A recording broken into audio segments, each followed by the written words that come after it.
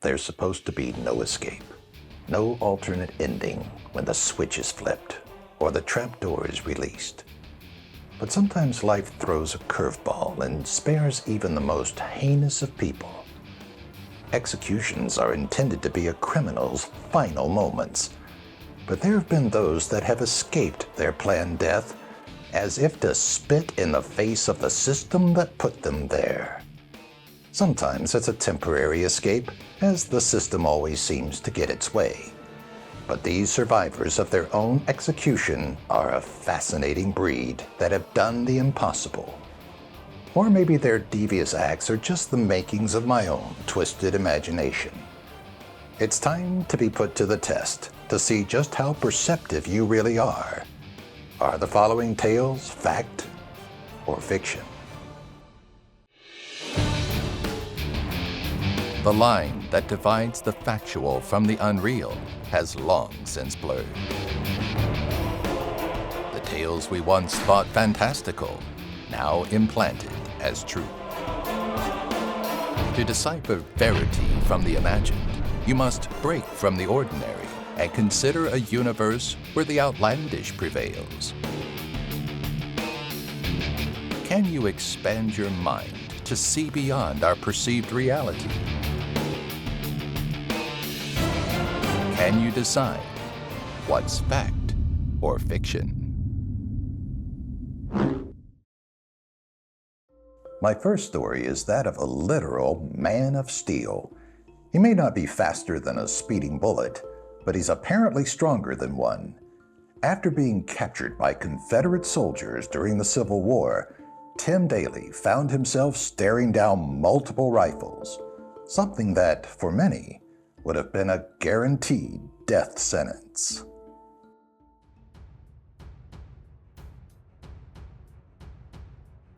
The scar that makes up the bulk of Tim Daly's face was a shocking one, but maybe no more shocking than the events that led to its formation.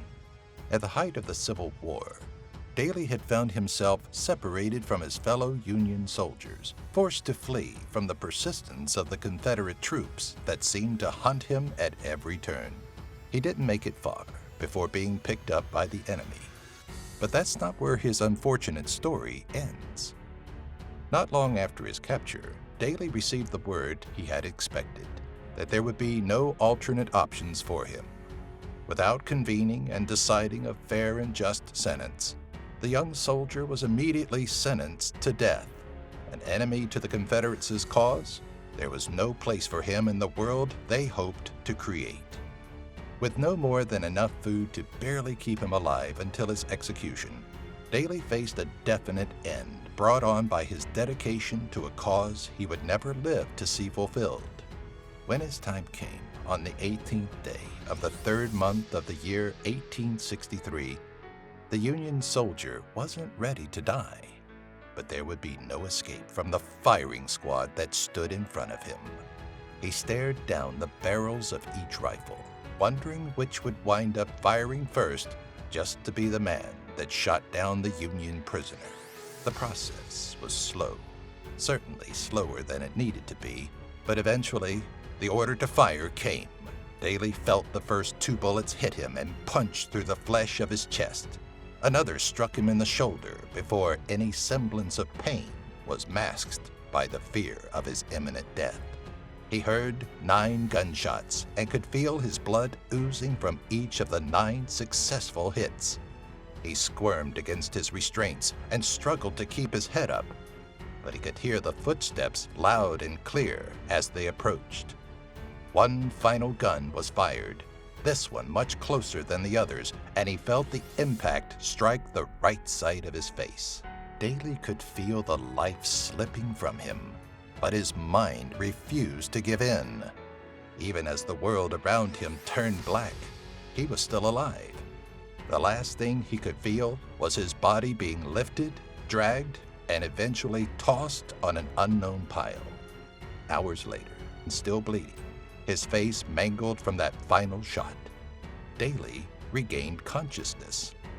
From the pile of bodies he was thrown onto, he struggled against weakness, blood loss, and the persistence of death, and used every bit of strength he had to crawl away. When Daly's bloody figure happened upon the church several blocks away, he was lucky enough to have been spotted by a generous church member.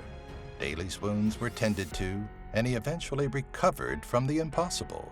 And while he never returned to the fight, he did eventually see that world he had been fighting for. Was Tim the 50 Cent of the American Civil War? What do you think? Was this a tale of my imagination, or an event rooted in history? Leave a comment with your thoughts and be sure to vote in the on-screen poll. We'll get to the reveal in a moment, but I still have 2 more strange stories to tell of people who were able to survive their death penalty.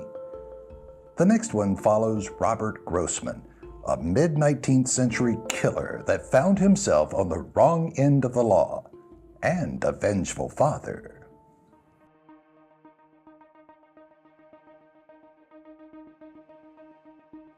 It wasn't uncommon for small towns in times past to hang their criminals publicly.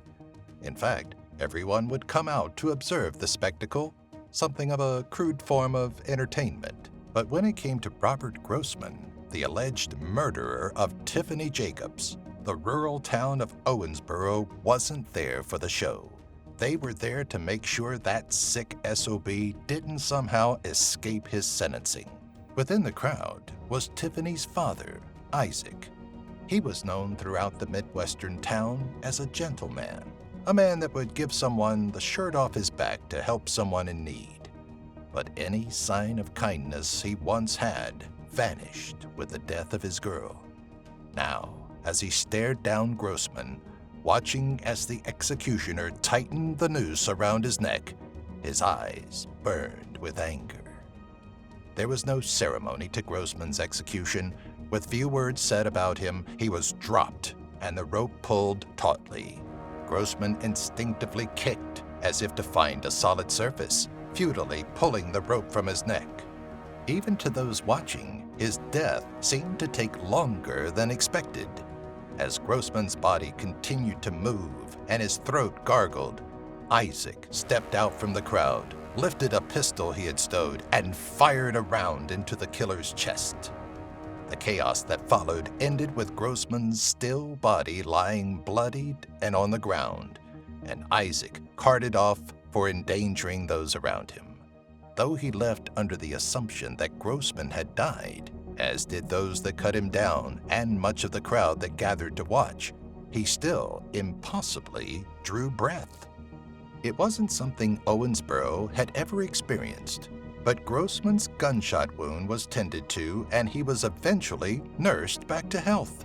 Whether an attempt was to be made on his life again became a debated narrative throughout the small town, with much of it leaning heavily towards yes.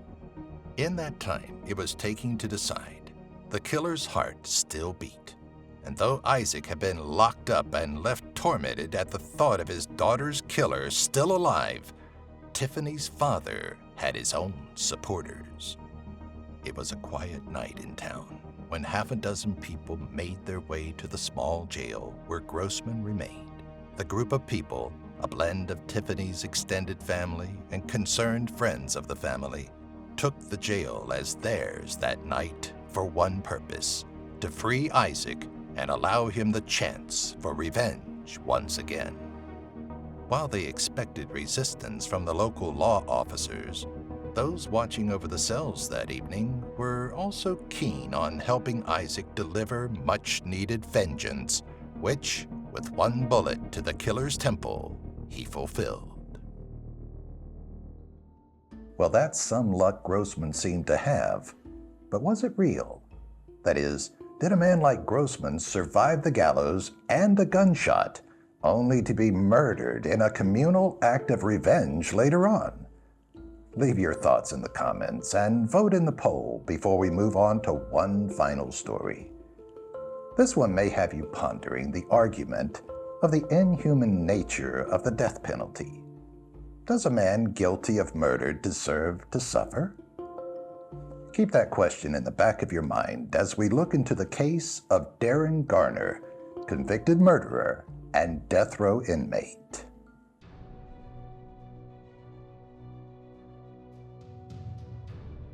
There was no denying that Garner had done it. At only 16 years old, he had committed a heinous crime and murdered a local drugstore owner, Francis Williams, in New Orleans. For months after the crime, however, Garner lived a free life as the investigation pointed police in every direction but his. That is, until he was detained for a lesser and unrelated crime. As police started to search his personal effects, they found Williams's wallet. It didn't take long or even much prodding from the officers for Garner to confess. After the brief interrogation, he confessed his guilt in writing and started to dish out details on the murder. During his trial, though, his tune changed and he pled not guilty. The jury wasn't convinced, especially when his state-appointed attorney called no witnesses and let the prosecution tie him to the murder. By the time the trial had closed, Garner had been convicted of murder and sentenced to death. In May of 1946, he was scheduled to be executed via the electric chair, prepared as any other death row inmate would be just prior to execution. Garner's death was intended to be quick, but as the current started coursing through his body, witnesses to the execution claimed they heard him crying for reprieve, even exclaiming, "I'm not dying." Sure enough, he wasn't dying. According to the inspection done to the portable electric chair afterward, it hadn't been properly set up. An intoxicated prison guard and prison inmate were responsible for the slip-up, and as many people feared, for allowing a killer to walk.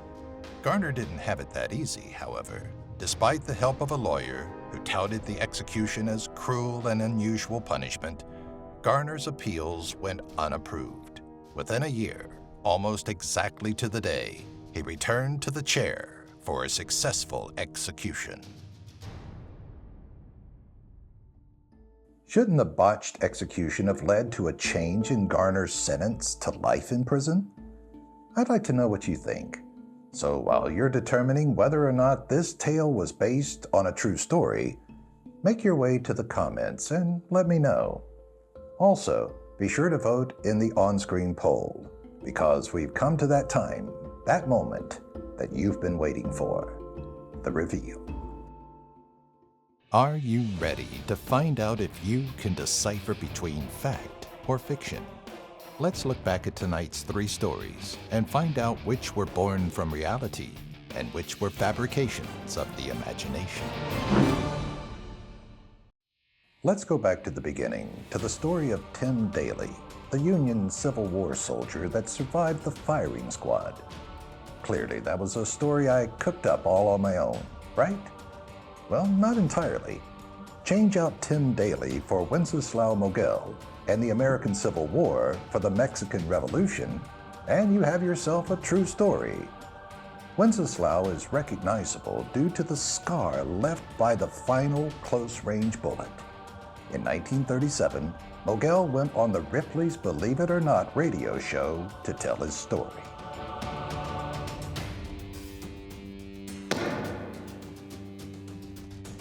So if that story is true, what does that say about our next one? About the vengeful father and the near-impervious murderer? Did Robert Grossman survive the gallows and a gunshot wound? No, he didn't.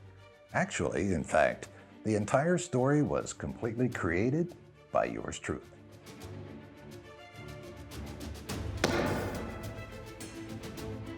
That leaves us with story number 3, that of murderous Darren Garner.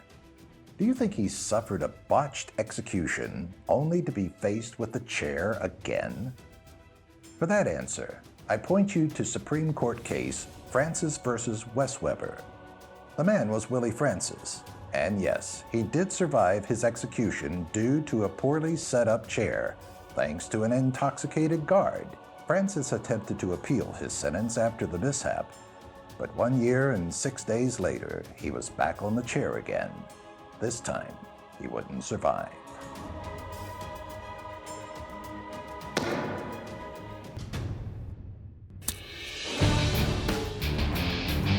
How well did you do in tonight's video?